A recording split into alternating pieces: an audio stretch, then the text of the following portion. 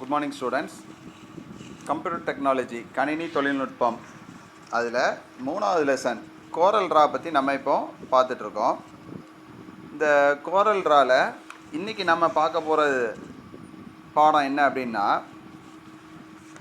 பொருட்களை குழுவாக்குதல் அல்லது குழுவாக்கத்தை நீக்குதல். To create a group object or to ungroup a group object.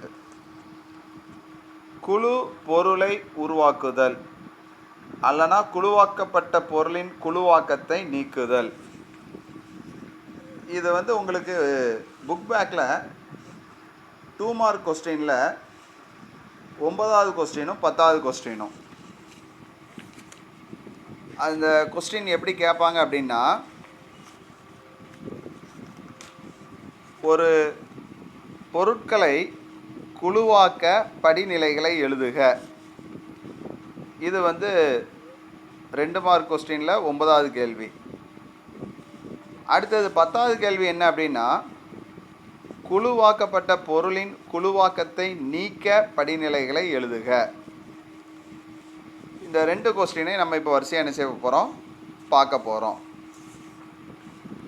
இதை பார்க்குறதுக்கு முன்னாடி அதுக்கு முந்தின பக்கத்தில் உள்ளதை கொஞ்சம் நம்ம படிச்சுட்டு வந்தோம் அப்படின்னா இந்த கேள்வி நமக்கு ரொம்ப எளிதாக என்ன செய்யும், புரியும். Page number 125 எடுத்துக்கிடுங்க. அதில் வலது பக்கத்தில் பொருட்களை நீக்குதல், டெலிட்டிங் ஆப்ஜெக்ட்ஸ் அப்படின்னு சொல்லிட்டு ஒரு தலைப்பு இருக்குது. அதை நான் முதல்ல நடத்துகிறேன். அதை நடத்திட்டு அதுக்கப்புறம் குரூப்பு குழு அப்படின்னா என்ன அப்படின்னு சொல்லி பார்ப்போம். அதுக்கப்புறம் அந்த குழு ஆக்குறது, குரூப் ஆக்குறது எப்படி, அன்குரூப் ஆக்குறது எப்படி, ஒரு பொருட்களை குழுவாக்குவது எப்படி, குழுவாக்கத்தை நீக்குதல் எப்படி அப்படிங்கிறத நம்ம அதுக்கப்புறம் வரிசையாக பார்ப்போம். இப்போ முதலாவது 125ஆம் பக்கத்தில் பொருட்களை நீக்குதல். ஒரு பொருளை நீக்க.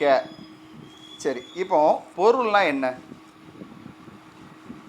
அவன் ஆப்ஜெக்ட் அப்படின்னு சொல்லி சொல்கிறோம். எது பொருள்? நீ வரைஞ்ச ஒரு வரைபடமாக இருக்கலாம், இல்லை ஒரு டெக்ஸ்டாக இருக்கலாம். அதை தான் என்னன்னு சொல்கிறோம், இதில் ஒரு பொருள். ஒரு ரெக்டாங்கிள் வரைஞ்சிருக்க, அது ஒரு பொருள். ஒரு பாலிகான் வரைஞ்சிருக்க, அது ஒரு பொருள். ஒரு சர்க்கிள் வரைஞ்சிருக்க, அது ஒரு பொருள். அப்போ பொருள் அப்படின்னா என்னன்னு தெரியுது, ஆப்ஜெக்ட்னா என்னன்னு தெரியுது. இப்போ ஒரு பொருளை நீக்குதல் அப்படின்னா என்ன, டெலீட். எப்படி டெலீட் பண்ணணும்? அப்போ உங்களுக்கு பொதுவாக டெலீட் பண்ணுறது எப்படி அப்படிங்கிறதெல்லாம் தெரியும். இருந்தாலும் நம்ம தியரிட்டிக்கலாக இதில் நமக்கு என்னென்ன வழிமுறைகள்லாம் இருக்குது அப்படிங்கிறத நம்ம என்ன செய்வோம், பார்ப்போம். நம்பர் 1, பொருளை தேர்வு செய்யவும். எந்த பொருளை டெலீட் பண்ணணுமோ அந்த பொருளை தேர்வு செய்யணும். அப்போ நம்ம அந்த மவுஸை நகர்த்தி அந்த கர்சரை வச்சு என்ன செய்வோம், அதை தேர்வு செய்வோம். 2, எடிட் அப்படின்னு சொல்லிட்டு மேலே நமக்கு நிறையா கமாண்டுகள் இருக்குது. அது என்ன சொல்லுவோம், மெனு பார் அப்படின்னு சொல்லி சொல்லுவோம். அதில் ஃபைல், எடிட், வியூ இப்படி வரிசையாக நிறையா இருக்குமா இல்லையா? அதில் எடிட் அப்படின்னு சொல்லி இருக்குது. நீங்கள் அதை பார்க்கணுன்னா படம் 3.57 மேலே, அதில் மேலே பார்த்தீங்கன்னா file, edit, view, layout, object, effects இப்படி இருக்கா இல்லையா? அதில் அந்த எடிட்டில் உள்ளே போய் பார்த்தீங்கன்னா பாருங்கள், அதில் டெலீட் அப்படின்னு சொல்லிட்டு ஒரு கமாண்டு, ஒரு கட்டளை இருக்குது. ஒரு டஸ்ட்பின் மாதிரி படம் லெஃப்ட் சைடில் போட்டு டெலீட் அப்படின்னு சொல்லி போட்டிருக்கா இல்லையா? சரி, அப்போ இந்த மெனு பாரில் போய் எப்படி டெலீட் எடுக்கணும் அப்படிங்கிறது உங்களுக்கு தெரியும். இப்போது எடிட்டுக்குள்ளே போய் டெலீட் என்பதை பட்டியிலிருந்து தேர்வு செய்யவும். அந்த மெனு பாரில் இருந்து என்ன செய்கிறோம், தேர்வு செய்கிறோம். இது ஒரு மெத்தடு. ஃபஸ்ட்டு தேர்வு செய்கிறீங்க. பொருளை தேர்வு செஞ்ச உடனே எடிட்டில் போயிட்டு அந்த டெலீட்டுங்கிற கட்டளையை கொடுத்த உடனே டெலீட் ஆயிரும். இது ஒரு மெத்தடு. அல்லது விசைப்பலகையில் உள்ள DEL அல்லது டெலீட் சாவியினை அழுத்தவும். விசைப்பலகை என்ன? உங்களுடைய கீபோர்டு. இந்த கீபோர்டில் ஒரு கீ இருக்கும். என்ன கீ? DEL அப்படின்னு சொல்லி எழுதியிருக்கும். அப்படி இல்லைன்னா டெலீட் அப்படிங்கிற முழு வார்த்தையும் எழுதியிருக்கும். நீங்கள் முதலாவது பொருளை தேர்வு செஞ்சதுக்கப்புறம் இந்த டெலீட்டுங்கிற அந்த கீபோர்டில் இருக்கக்கூடிய அந்த கீயை அமுக்கிட்டாலும் எல்லாம் டெலீட் ஆயிரும். அப்போ 2 மெத்தடு இப்போ பார்த்துருக்கோம். நம்பர் 1 என்னது? மெனு பாரில் போய் எடிட்டில் போயிட்டு டெலீட்டை தட்டினாலும் என்ன ஆயிரும்? எல்லாம் டெலீட் ஆயிரும். அல்லது கீபோர்டில் DEL அல்லனா டெலீட்டுன்னு சொல்லி ஒரு கீ இருக்கும். அந்த கீயை தட்டினாலும் டெலீட் ஆயிரும்.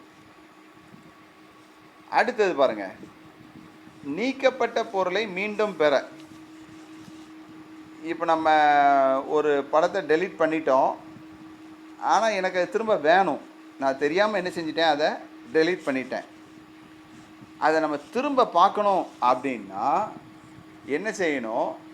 அன்டு கட்டளை அப்படின்னு ஒரு ஆப்ஷன். அல்லது என்ன இருக்குது?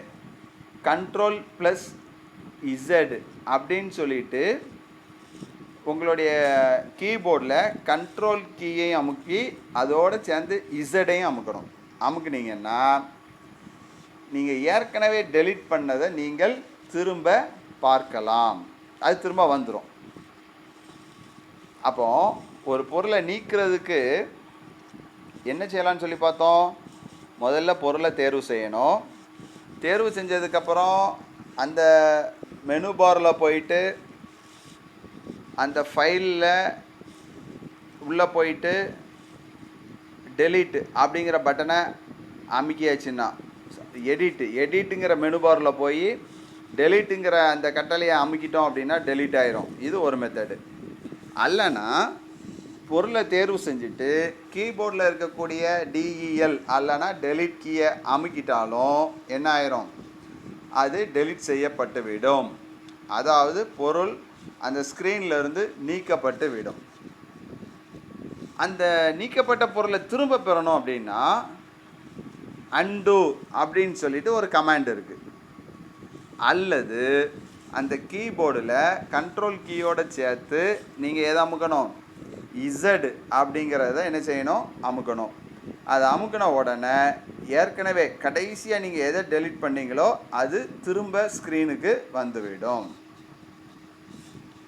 அப்போ இப்போ பொருட்களை நீக்குதல் எப்படி, நீக்கப்பட்ட பொருளை திரும்ப பார்ப்பது எப்படி அப்படின்னு சொல்லிட்டு 2 விஷயம் நான் என்ன செஞ்சுருக்கேன் உங்களுக்கு சொல்லியிருக்கேன். இது நார்மலாகவே நம்ம சிஸ்டத்தில் நம்ம ஒர்க் பண்ணும்போது நீங்கள் எல்லாருமே ஒர்க் பண்ணி பார்த்த விஷயங்கள் தான். ஆனால் நமக்கு சிலபஸில் இருக்கிறனால உங்களுக்கு நான் மறுபடியும் என்ன செய்கிறேன்? அதை ஒருக்கா ஞாபகப்படுத்துகிறேன். சரி, இப்போ அடுத்தது பாருங்கள், பொருட்களை குழுப்படுத்துதல். Grouping and ungrouping object. இப்போ தான் நம்ம என்ன செய்ய போகிறோம்? நம்மளுடைய அந்த புக் பேக் கொஸ்டினுக்கு உண்டான அந்த நோட்ஸோடைய இன்ட்ரோடக்ஷனை நம்ம என்ன செய்ய போகிறோம்? பார்க்க போகிறோம். பொருட்களை குழுப்படுத்துதல் தமிழில், இங்கிலீஷில் குரூப்பிங், மற்றும் குழுவாக்கத்தை நீக்குதல் இங்கிலீஷில் அன்குரூப்பிங் ஆப்ஜெக்ட்ஸ். குரூப் ஆப்ஜெக்ட்ஸ் கட்டளை கொண்டு 2 அல்லது அதற்கு மேற்பட்ட பொருட்களை குழுவாகிவிடும்போது அவைகள் ஒரே அலகாக கருதப்படும். இப்போது குரூப் அப்படின்னு சொல்கிறோம். என்ன சொல்கிறோம்? நம்ம இன்ஜினியரிங் குரூப்பு BME குரூப்புன்னு சொல்கிறோம். அந்த BME குரூப்பில் 65 மாணவர்கள் இருக்காங்க. இவங்க எல்லாரும் ஒரு குரூப்பு. அடுத்தது இன்னொரு குரூப் இருக்குது, ஹிஸ்ட்ரி குரூப்புன்னு வச்சுக்கிடுவோம். அதில் ஒரு 60 பேர் இருக்காங்க. இந்த 60 தனிப்பட்ட நபர்களும் சேர்ந்த இதை நம்ம என்னன்னு சொல்கிறோம்? இவர்கள் ஹிஸ்ட்ரி குரூப்பில் உள்ள மாணவர்கள். இவங்களை நம்ம சொல்லும்போது ஒரு பையன் வருவான்னு வச்சுக்கிடுவோமே, ஹிஸ்ட்ரி குரூப்லேருந்து ஒரு பையன் வாரான். டேய் நீ எந்த குரூப்புடா? சார் நான் ஹிஸ்ட்ரி குரூப். அதுலேருந்து இன்னொரு பையன் வருவான், அவன்கிட்ட கேட்பான், நீ எந்த குரூப்பு? சார் நான் ஹிஸ்ட்ரி குரூப்பு.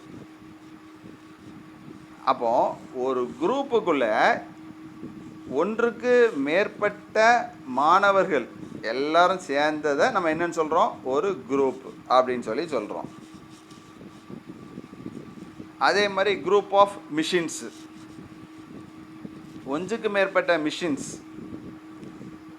ஒரு லேத் எடுத்துக்கிட்டோன்னு வச்சுக்கிடுவோமே, அது ஃபுல்லாக ஒரு 10 மிஷின் இருக்குது அப்படின்னா அந்த 10 மிஷினும் சேர்ந்ததை நம்ம என்ன சொல்லுவோம்னா ஒரு ஒர்க் ஷாப்பில் லேத் ஒர்க் ஷாப் அப்படின்னு சொல்லி சொல்லுவோம்.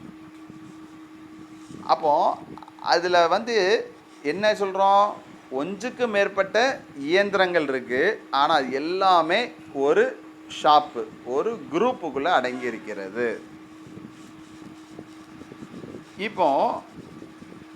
அப்போ குரூப்னா உங்களுக்கு என்னன்னு தெரியுது? ஒன்றுக்கு மேற்பட்ட நபர்களோ என்னவோ. இப்போ நம்ம கோரல் டிராவுக்குள்ள வருவோம். இப்போ இதில் குரூப்னா என்னன்னு சொல்கிறாங்க? ஒன்றுக்கு மேற்பட்ட பொருட்கள், ஆப்ஜெக்ட்ஸ். ஒன்றுக்கு மேற்பட்ட பொருட்கள்னால் என்ன? ஒரு ரெக்டாங்கிள் வரைஞ்சிருக்க, ஒரு சதுரம் வரைஞ்சிருக்க, ஒரு சர்க்கிள் வரைஞ்சிருக்க. இந்த மூணும் தனித்தனியான ஆப்ஜெக்ட், பொருட்கள். இந்த தனித்தனியான ஆப்ஜெக்டை நம்ம என்ன செய்ய போகிறோம்? ஒரு குரூப்பாக ஆக்க போகிறோம். அப்போ ஒரு குரூப் ஆகிட்டான்னா இந்த மூணும் எப்படி வந்துடும்? ஒரு குரூப்புக்கு கீழே இந்த மூன்றும் வந்துவிடும். ஒரு ஹிஸ்ட்ரி குரூப் எடுத்துக்கிடுவோம், இல்லை நம்ம பிஎம்இ குரூப் எடுத்துக்கிடுவோம். 65 பேர் இருக்கீங்க அப்படின்னா 65 பேர்களும் வெவ்வேறு விதமான நபர்கள். ஒவ்வொருத்தருக்கும் ஒவ்வொரு குணாதிசயம் இருக்கும். 65 பேர் ஒன்று போலையா இருப்பான்? இருக்க மாட்டான். இந்த வெவ்வேறு விதமான நபர்களை நம்ம என்ன செய்கிறோம்? ஒரு குரூப்புக்குள்ளே கொண்டுட்டு வரோம். இவனை இந்த குரூப்பில் இவன் என்ன செய்கிறான்? படிக்கிறான். அதே மாதிரி ஒரு சதுரமாக இருக்கட்டும், இல்லை ஒரு செவ்வகமாக இருக்கட்டும், இல்லை ஒரு சர்க்கிளாக இருக்கட்டும், எல்லாமே தனி ஆப்ஜெக்ட். இந்த ஆப்ஜெக்டை நம்ம என்ன செய்ய போகிறோம்? குரூப் ஆக போகிறோம். அப்போது ஒரு குரூப்புக்குள்ளே ஒரு 3 விதமான ஆப்ஜெக்டை நம்ம செலக்ட் பண்ணி அதை ஒரு குரூப் ஆக்கிட்டோம்னா அது அந்த ஒரு குரூப்புக்குள் அடங்கிவிடும். சரி, இப்போ இது குரூப்பு. அன்குரூப்னா என்ன? இந்த 3 விதமான ஆப்ஜெக்டையும் அது ஒரு குரூப்புக்குள்ளே இருக்குது, அதை நம்ம என்ன செய்கிறோம் அப்படின்னா அன்குரூப், தனித்தனியாக அதை என்ன செய்கிறோம்? பிரித்து விடுகிறோம். ரைட்டா? இப்போ உதாரணத்துக்கு இப்போ 10th ஒரு சி செக்ஷனில் 50 மாணவர்கள் இருக்காங்க. இந்த 50 மாணவர்களும் 10th பாஸ் ஆகிட்டான். இந்த 50 மாணவர்களும் ஒரு குரூப்பு, ஒரு செக்ஷன், ஒரு குரூப்புக்குள்ளே இருக்காங்க. இவங்க பாஸ் ஆனோடனே 11th வரும்போது இந்த 50 பேரையும் நம்ம ஒரே குரூப்புக்குள்ளே கொண்டுட்டு வர போகிறது இல்லை. என்ன செய்வோம்? அவர்களை அன்குரூப் பண்ணுவோம், பிரிச்சுருவோம். ஒரு 2 பேர் அங்கே போவான், 2 பேர் இங்கே போவான், ஒரு 3 பேர் டிசி வாங்கிட்டு வெளியே போயிடுவான். அப்போ அந்த குரூப்பை என்ன செய்கிறோம்? நம்ம அன்குரூப் பண்ணுறோம். எல்லாம் தனித்தனி நபர்களாக என்ன செய்கிறோம்? அவர்களை பிரித்து விடுகிறோம். அதே மாதிரி இதில் ஒரு குரூப்புக்குள்ளே ஒரு சதுரம், செவ்வகம், வட்டம் வரைஞ்சி வச்சு அதை ஒரு குரூப்பாக வச்சுருக்கோம். இப்போ அதை அன்குரூப் பண்ணும்போது என்ன ஆகும்? மூன்றும் தனித்தனி ஆப்ஜெக்டாக மாறிவிடும். இதுதான் குரூப்புக்கும் அன்குரூப்புக்கும் உள்ள வித்தியாசம். இப்போ உங்களுக்கு அது அப்போ குரூப்னா என்ன, அன்குரூப்னா என்னன்னு உங்களுக்கு தெரிஞ்சிருக்கும். சரி, இப்போ அடுத்தது பாருங்கள். பொருட்களை குழுப்படுத்துதல் மற்றும் குழுவாக்கத்தை நீக்குதல். குரூப் ஆப்ஜெக்ட்ஸ் கட்டளை கொண்டு 2 அல்லது அதற்கு மேற்பட்ட பொருட்களை குழுவாகிவிடும் பொழுது அவைகள் ஒரே அலகாக கருதப்படும். அப்போ இது உங்களுக்கு தெரியுது. 2க்கு மேற்பட்ட பொருட்களை நம்ம என்ன செய்கிறோம்? ஒரு குரூப்பாக என்ன செய்கிறோம்? கொண்டு வரோம். அது ஒரே அலகாக கருதப்படும். ஒரு குழு என்பது ஒரே அலகாக செயல்படும். ஒரு குழு என்பது ஒரே அலகாக செயல்படும் அப்படின்னா என்ன அர்த்தம்? ஒரு சதுரம், ஒரு செவ்வகம், ஒரு ரெக்டாங்கிள் நம்ம வரைஞ்சி வச்சுருக்கோம். இதை ஒரு குரூப் ஆக்கிட்டோம். இந்த குரூப் ஆக்கின உடனே அதில் வந்து ஒரு கலர், ஒரு ரெட் கலரை நம்ம கொடுக்கணும் அப்படின்னா அந்த ரெட்டை கொடுத்த உடனே மூணுமே ரெட் கலருக்கு மாறிவிடும். ஒவ்வொன்றும் தனித்தனி குரூப்பு கிடையாது, தனித்தனி ஆப்ஜெக்ட்ஸ் கிடையாது. இப்போ எல்லாமே என்னது, ஒரு குரூப்புக்குள்ளே.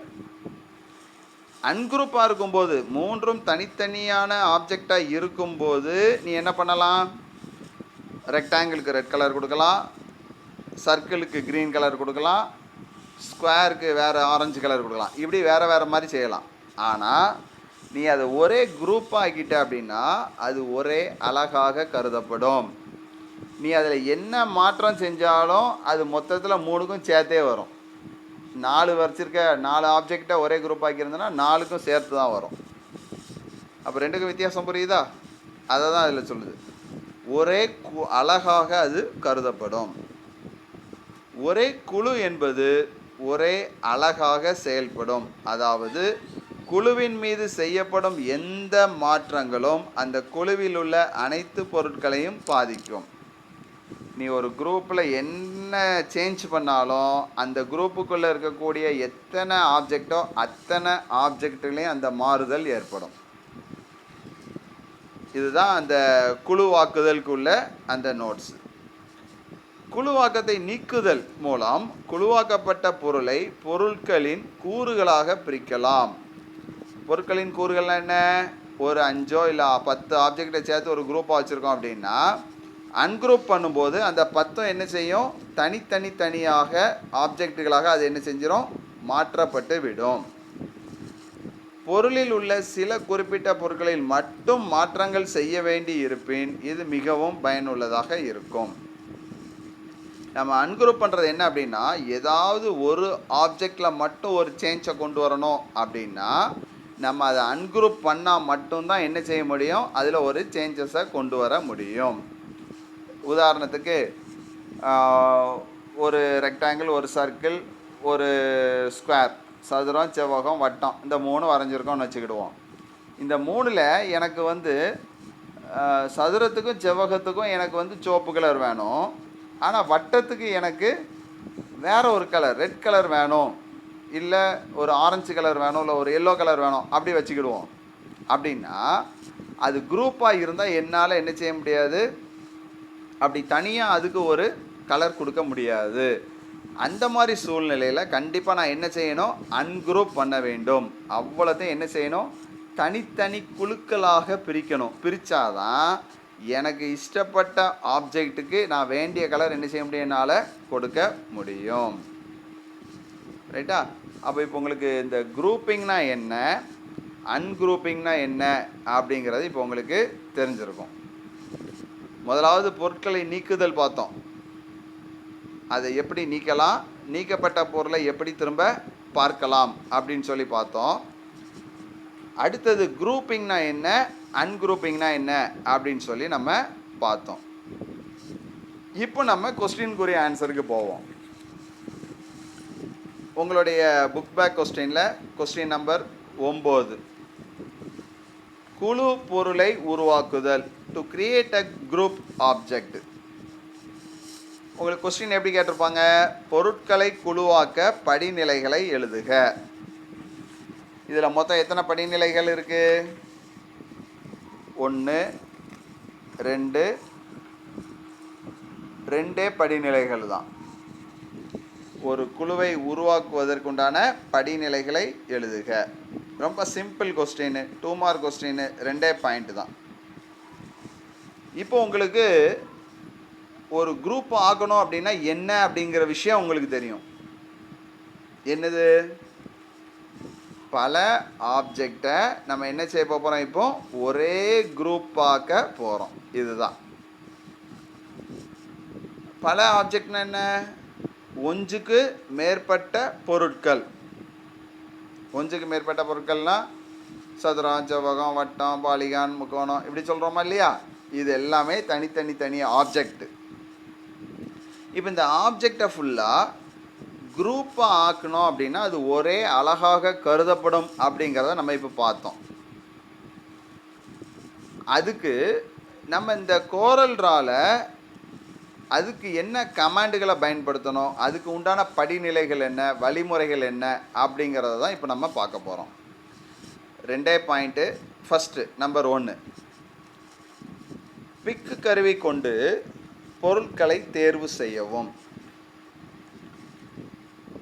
முதல்ல என்ன செய்யணும், எந்தெந்த பொருள் எல்லாத்தையும் நம்ம ஒரு குரூப்புக்குள்ளே கொண்டு வரோமோ அந்த பொருளை நம்ம தேர்வு செய்யணும். இப்போ நான் முதலாவது சதுரத்தை தேர்வு செய்கிறேன். மவுஸை வச்சுட்டு அந்த கர்சர் அப்படியே நகர்த்தி ஒரு என்ட்ரு அடிச்சிட்டேன் அப்படின்னா அந்த சதுரம் என்ன செய்யும், செலக்ட் ஆயிரும். நான் அடுத்தது ஒரு ரெக்டாங்கிளை செலக்ட் பண்ணணும். உடனே என்ன செய்வேன், அதை அப்படியே நகர்த்தி ரெக்டாங்கிளை செலக்ட் பண்ணினேன்னா அந்த சதுரம் போயிடும். ஒரு நேரத்தில் அந்த என்ட்ரை வச்சு அடிக்கும்போது ஒரு ஆப்ஜெக்ட் தான் செலக்ட் ஆகும். ஆனால் எனக்கு ஒன்றுக்கு மேற்பட்ட ஒரு 5 ஆப்ஜெக்டை நான் என்ன செய்யணும், செலக்ட் பண்ணணும் அப்படின்னா அதுக்கு தான் என்ன மெத்தடை நம்ம பயன்படுத்துவோம், இதுக்கு முன்னாடி நம்ம படித்தது தான். பல பொருட்களை தேர்வு செய்ய ஷிஃப்ட் சாவியினை அழுத்தியவாறே தேர்வு செய்யணும். அந்த மவுஸை நகர்த்தி நீ என்ட்ரு ஒவ்வொரு பட்டனுக்கும் நீ செலக்ட் பண்ணுறதுக்கு எதையும் சேர்த்து கையில் வச்சுக்கணுமா, அந்த கீபோர்டில் இருக்கக்கூடிய ஷிஃப்ட் கீ அதை அமுக்கிக்கிட்டு நீ ஒவ்வொன்றையாக செலக்ட் பண்ண எல்லாம் செலக்ட் ஆகிவிடும். நீ ஷிஃப்ட் சாவியை அமுக்காமல் நீ செலக்ட் பண்ணுனா ஒரு நேரத்தில் ஒரு ஆப்ஜெக்டை மட்டும்தான் செலக்ட் பண்ண முடியும். நீ அடுத்த ஆப்ஜெக்டை செலக்ட் பண்ண போகும்போது முதல் ஆப்ஜெக்ட்டு வெளியே போயிடும். ஆனால் நம்ம குரூப் பண்ணணும் அப்படின்னா ஒன்றுக்கு மேற்பட்ட பொருட்களை என்ன செய்ய வேண்டும், செலக்ட் பண்ண வேண்டும். அப்படி செலக்ட் பண்ணுறதுக்கு ஷிஃப்ட் கீயை அமுக்கிக்கிட்டே என்ன செய்யணும், நம்ம மவுஸை வச்சு ஒவ்வொரு ஆப்ஜெக்டையாக ஒவ்வொரு பொருட்களையாக செலக்ட் பண்ண வேண்டும். இதுதான் நம்பர் 1. அப்போ ஃபஸ்ட்டு பாயிண்ட்டு, பிக்கு கருவி கொண்டு பொருட்களை தேர்வு செய்ய வேண்டும். பல பொருட்களை தேர்வு செய்ய ஷிஃப்ட் சாவினை அழுத்தியவாறு தேர்வு செய்யவும். சரி, 2வது பாயிண்ட்டு, ஆப்ஜெக்ட். ஆப்ஜெக்ட் அப்படின்னு சொல்லிட்டு ஒரு கமாண்ட் இருக்குது. அந்த ஆப்ஜெக்ட்டுக்கு உள்ளுக்குள்ளே குரூப் அப்படின்னு சொல்லிட்டு ஒரு இது இருக்குது. அந்த குரூப்புக்கு உள்ளுக்குள்ளே என்ன இருக்குது, குரூப் ஆப்ஜெக்ட் அப்படின்னு சொல்லிட்டு ஒன்று இருக்குது.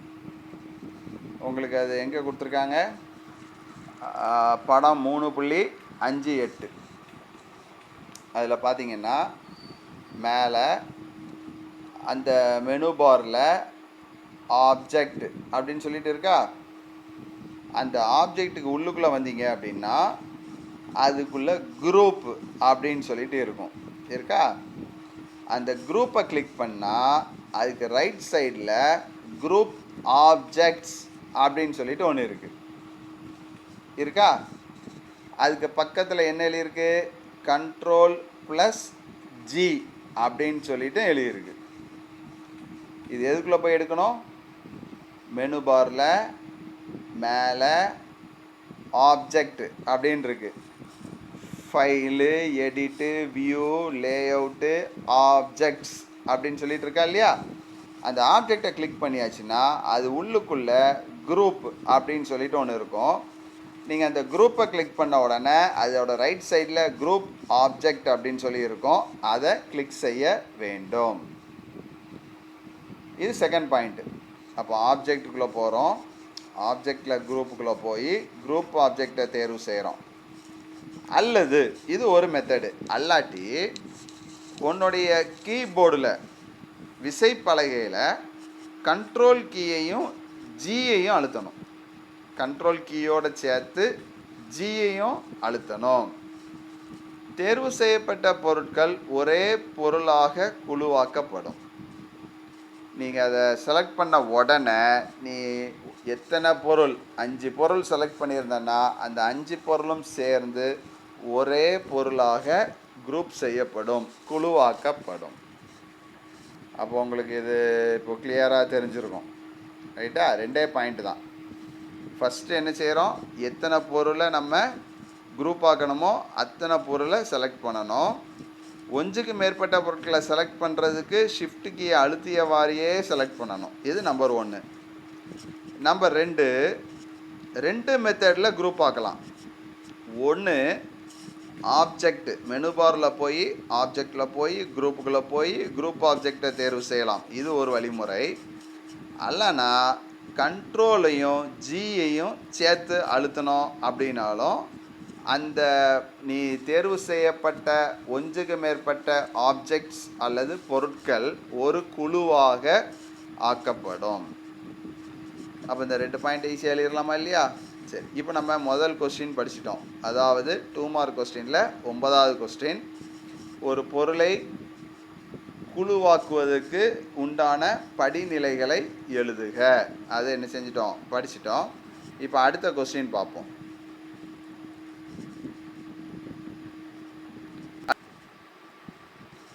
அடுத்த கொஸ்டின் என்னது அப்படின்னா, குழுவாக்கத்தை நீக்குதல். அதாவது உங்களுடைய புக் பேக்கில் எத்தனாவது கொஸ்டின்னா 10வது கொஸ்டின். ஒரு குழுவாக்கப்பட்ட பொருளின் குழுவாக்கத்தை நீக்க படிநிலைகளை எழுதுக. குழுவாக்கப்பட்ட பொருளின் குழுவாக்கத்தை நீக்க படிநிலைகளை எழுதுக. Page number 126.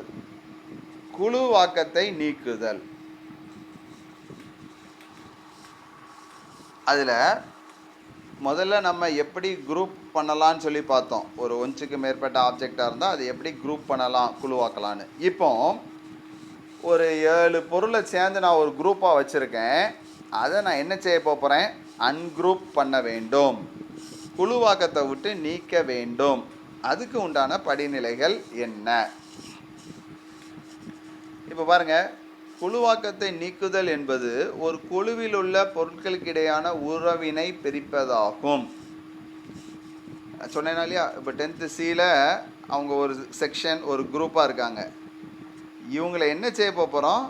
தனித்தனியாக பிரிக்க போகிறோம். அவன் பாஸ் ஆகிட்டான். பாஸ் ஆன உடனே 10th இருந்து அவனை என்ன செய்கிறோம்? பிரிக்க போகிறோம். அப்போ அவன் என்ன செய்வான்? ஒன்று நம்ம ஸ்கூல்லே ஒவ்வொரு குரூப்பில் போய் சேருவான், இல்லை ஒருத்தன் ஐடிஐ போவான், இல்லை ஒருத்தன் பாலிடெக்னிக் போவான். அப்போது அவனை அங்கேருந்து என்ன செய்யணும்? நம்ம பிரிக்க வேண்டும். அதுதான் ஒரு குழுவாக்கத்தை நீக்குதல் என்பது ஒரு குழுவில் உள்ள பொருட்களுக்கு இடையான உறவினை பிரிப்பதாகும். சரியா? சரி, இப்போ அதுக்கு உண்டான படிநிலைகள் என்ன பார்ப்போம். நம்பர் 1, நம்ம இதுக்கு முந்தின கொஸ்டின் படித்த மாதிரியே தான். பிக் கருவி கொண்டு குழுவாக்கப்பட்ட பொருளை தேர்வு செய்யவும். ஃபஸ்ட்டு என்ன செய்கிறோம்? தேர்வு செய்யணும். எதுக்கு? ஒரு குரூப்பாக இருக்கிறத தேர்வு செய்யணும். இப்போ என்ன அப்படின்னா, இது எல்லாமே ஒரே குரூப்பாக இருக்கும்போது நீ அந்த ஒரு என்ட்ரு தட்டிட்டாலே போதும், அவ்வளோ செலக்ட் ஆகிரும். ஏன் அப்படின்னா அது ஒரு குரூப்பாக இருக்குது. அதனால தான் இந்த ஒரே பாயிண்ட் தான். பிக்கு கருவி கொண்டு குழுவாக்கப்பட்ட, அதாவது குரூப்பில் இருக்கக்கூடிய அந்த பொருளை தேர்வு செய்ய வேண்டும். அப்போது ஒரு 7 ஆப்ஜெக்டை சேர்த்து ஒரு குரூப்பாக வச்சுருக்கோன்னு வச்சுக்கிடுவோமே. நீ அதில் போயிட்டு செலக்ட் பண்ண உடனே அந்த 7ம் செலக்ட் ஆகிவிடும். ஏன்? அந்த 7ம் ஒரு குரூப்புக்குள்ளே இருக்குங்கிற காரணத்தினால. சரி, இப்போ அடுத்தது பாருங்கள், 2வது பாயிண்ட்டு. பட்டியிலிருந்து மெனு பாரில் அதே மாதிரி ஆப்ஜெக்ட், குரூப், அதுக்குள்ளுக்குள்ளே அன்குரூப் ஆப்ஜெக்ட் அப்படின்னு சொல்லிட்டு ஒரு கமாண்ட் இருக்குது. பேஜ் நம்பர் 126ல் மேலே படம் 3.59 அதில் பாருங்கள், அந்த மெனு பாரில் file, edit, view, layout, object அப்படின்னு இருக்கும். அந்த ஆப்ஜெக்ட்டுக்குள்ளே போனீங்கன்னா குரூப் அப்படின்னு சொல்லியிருக்கு. அந்த குரூப்பை தட்டின உடனே அந்த ரைட் சைடில் அன்குரூப் ஆப்ஜெக்ட் அப்படின்னு சொல்லி இருக்குது. ப்ளூ கலரில் ஷேட் பண்ணி காமிச்சிருக்காங்களா இல்லையா உங்களுடைய புக்கில்? அதை கிளிக் பண்ண உடனே 2வது பாயிண்டில் அதான் சொல்லியிருக்கு. பட்டியிலிருந்து ஆப்ஜெக்ட்டுக்குள்ளே போங்க, அதில் குரூப் இருக்கும், அது உள்ளுக்குள்ளே அன்குரூப் ஆப்ஜெக்ட்னு இருக்கும். அதை தேர்வு செய்ய வேண்டும். அல்லது கீபோர்டில் கண்ட்ரோல் ப்ளஸ் யூ என்பதை அழுத்த வேண்டும். அல்லது ப்ராப்பர்ட்டி பட்டையில் உள்ள அன்குரூப் ஆப்ஜெக்ட் என்பதை கிளிக் செய்ய வேண்டும்.